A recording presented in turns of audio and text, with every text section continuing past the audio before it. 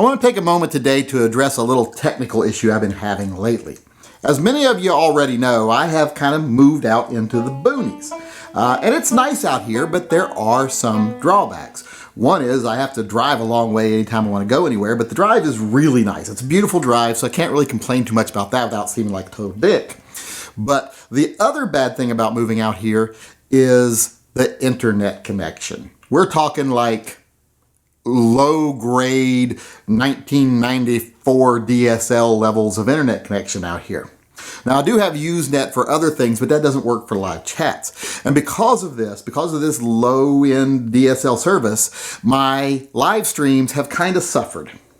You wouldn't think that my live streams could get any worse, but now they are. You can hear me fine, which is, I guess, probably a bad point, but people can't see me very well. It's a little blurry.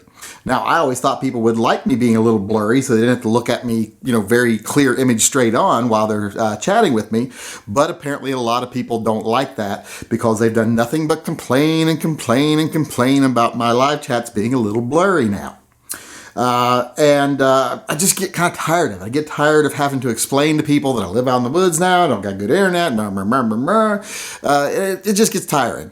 And doing live chats in general gets kind of tiring. It's kind of hard work. I don't know about you guys, but it takes a lot of preparation, and it's just kind of draining to sit there for, 1 hour to 2 hours because my chats are kind of long. So I started thinking, wow, maybe I shouldn't do them at all if people are just going to complain.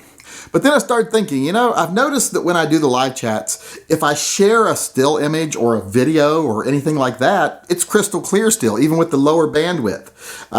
But it's only when I actually turn on the webcam and it has to actually film the real 3D me that I have this problem of a really blurry image. So I started thinking, well, how can I solve this? How can I get a 2D me on the screen while I'm doing my live chats?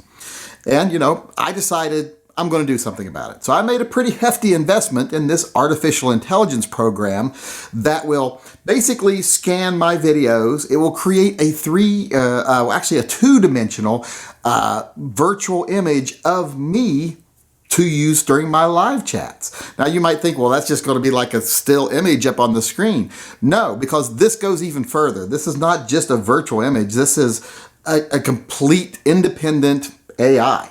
Because not only does it scan my image, but it also scans all my old chats, and it basically mimics my personality. It downloads my knowledge, my wit, my, everything about me, and creates this two-dimensional me that can react with my audience. I won't even have to be there, so I don't have to do live chats anymore, but it'll still seem like I'm doing them. So I thought I would take a moment here today and not only tell you about this program that I've purchased, but also do the first test with it and see how well it does and see if people can actually tell the difference between the real me and the virtual me. So let's go ahead here and get started. Okay, the first thing I have to do here is just download an image of my background into the program. Now the program itself will take over and it will scan all my old videos and it will create a two-dimensional virtual Yankee right there on the screen. Hey, not bad. Pretty handsome if you ask me. So far so good.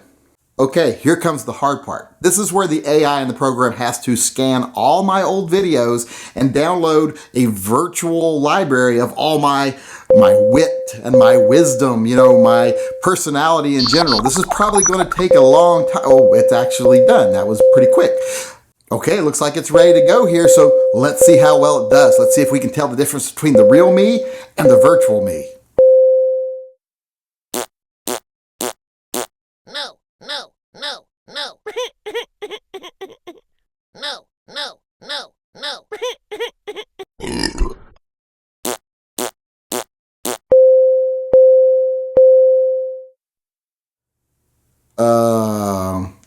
I don't know about the rest of you, but that was uncanny.